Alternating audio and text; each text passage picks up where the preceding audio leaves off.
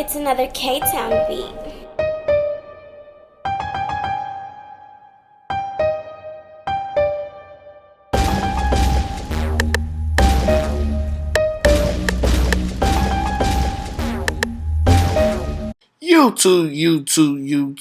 YouTube. It's your boy, Mr. Outliner. I'm back. Got this ball fade, high ball fade, or just ball fade, whatever you want to call it. You know what I'm saying? Look, the key to the ball fade, right, is getting it bald, right? Like getting it as close as possible under the fade, so everything like blends, like ball fade. I'm from Houston, right? Houston, Texas. I was raised in Houston, Texas, right? This is like the cut, the cut that you absolutely had to learn when I was at Board College, and I can do a full fade like this in 10 minutes. Like that's how much I did this haircut, and I can do it with accuracy. Like boom, no nothing, right? So again, you want to take your best trimmers or whatever you use to bald out. You know, Wall has a balding clipper also. Take whichever tool that you need to use to get it as close as possible, and use that. I mean, get it close. You see how the slappy bald? We want a slappy bald. That's what need to be the title of this, slappy bald fade. What y'all think about that title? But anyway, check this out. So I haven't published this, so Slappy Ball Fade is the name of it. We doing Slappy Ball Fade, right? Get it as close as possible, right? Get all the hair out the way, knock it all out. Make sure your line is even going all the way around. Now, once you get to the haircut part, on top right here, we want to use a one guard. So I used the one guard, and I just went with the grain.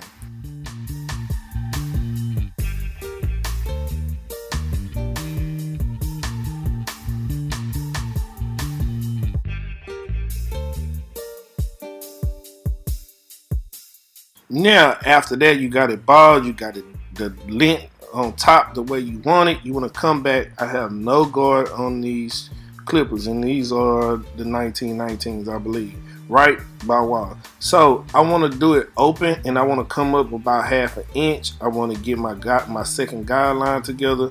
So this is what we're doing. We're using one guard, and we're using no guard, open half an inch. Clean up that bottom line. I don't like to really remove the bottom line out right away. I like to get it close but not done right away, because I still want to see how I'm fading, so it helps you to distinguish the levels. So right here we come back with the one guard, and look what I'm pointing at. What I'm pointing at right here is where the head starts to curve. You don't really want to bring the fade up into where it starts curving, right? You want to bring it right on the curve, right? So where the head starts to round off, right? So for me, when I'm doing this type of ball fade, this is like a high ball fade. In order to get it to where it doesn't look crazy, you have to stay on the round part or right under it, right? Remember that too. So that's a key tip or trick also. So you take the one guard, you go against the grain, you go open or close. As I always tell you how to do it, you go open or close to be on the safe side. You don't want to go close and then you cut too much off, and there you go. You know what I mean? After you use the one guard all the way down to its close, you come back, no guard, open, and you do the exact same thing, open or close. But now you already removed that second guideline with the one guard. Now you come back and you take no guard and you do the exact same thing, right? You're still trying to clean up that little line that the one guard did not get a chance to clean out, right? So that's what we want to do. We want to focus on removing these guidelines that we make. You make a line, take away a line. Yeah, I heard somebody ask me that before. Yes, that's how you really do it. You make a line and take it away, make a line and take it away until there's no more lines coming, which are guidelines, right? So you can see this fade starting to come through, right? And you want it to be slappy, bald, blurry, all in the same sense. Now pay attention, it's a little spot right here that I'm not feeling, but you can come back with your one guard and just clean that up, and then you have your fade looking exactly how you want it to look.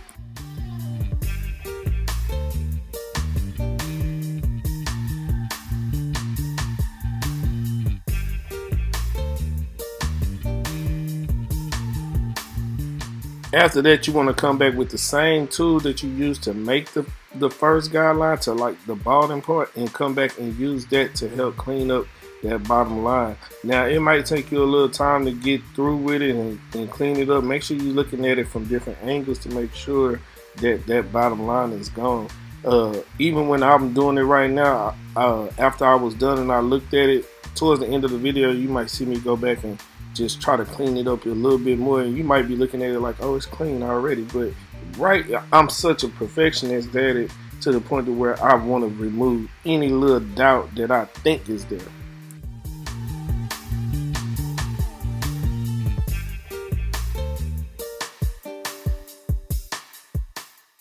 Now, after we get done with that one side, we come back to this side and we do the exact same thing. Repeat the exact same steps. You go no guard, come up about 1/2 inch, use your one guard and clean that up until where it rounds off, and then fade.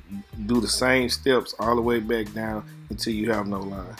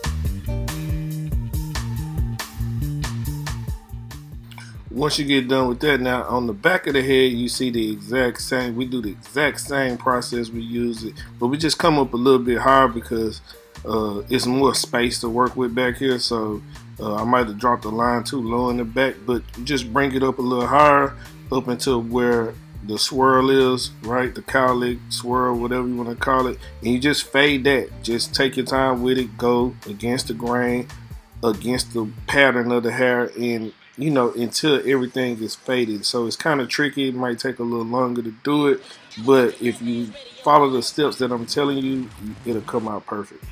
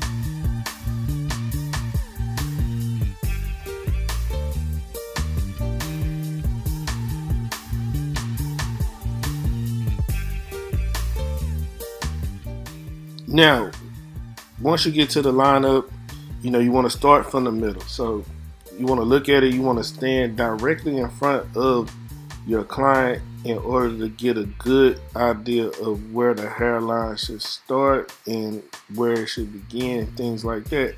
If you look at it straight forward, then you stay even all the way across the board. So excuse some of the angles here because my camera is really directly behind me, so sometimes I get in front of the camera, but you see what's going on here, right? You work from the middle to the left, middle to the right. You know, you come back to get recentered.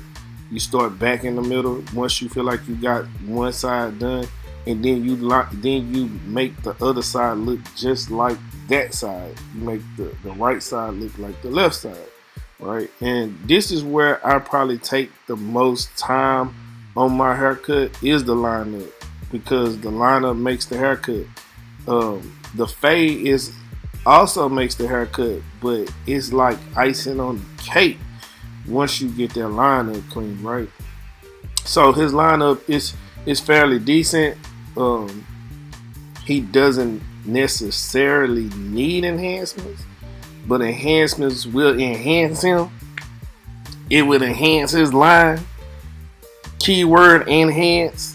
You know what I mean? So that's what we're gonna do. We're gonna enhance him. But before you enhance, right, the key part is this is his natural line. When the enhancements go away, this is what he gonna be left with.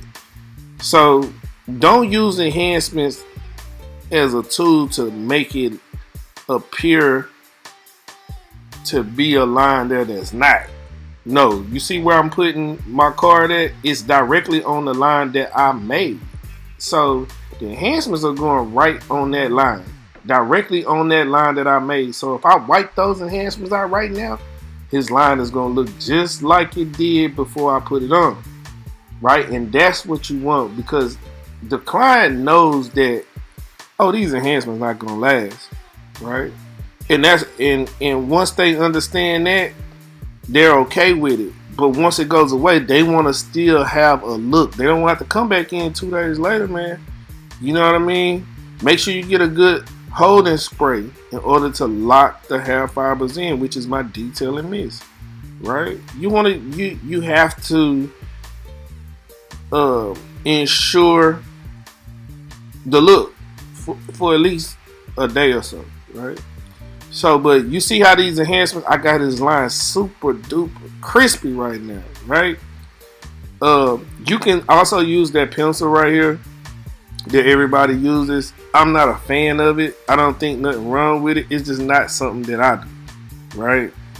I feel like my trimmers already do it. I feel like my enhancements are already cool. I think I'm straight already. So that's another thing. You don't have to do what everybody's doing. Do what works for you, and this what works for me, right? Anyway, but that's the video. We got the slappy ball fade video, blurry ball fade, right? Y'all rate the haircut on a scale of 1 to 10, you know, down in the comments below. But don't forget, if you haven't already, like, comment, subscribe, tell a friend to tell a friend. You know how we do it. Until next time, love, peace, and hair grease. I'm out.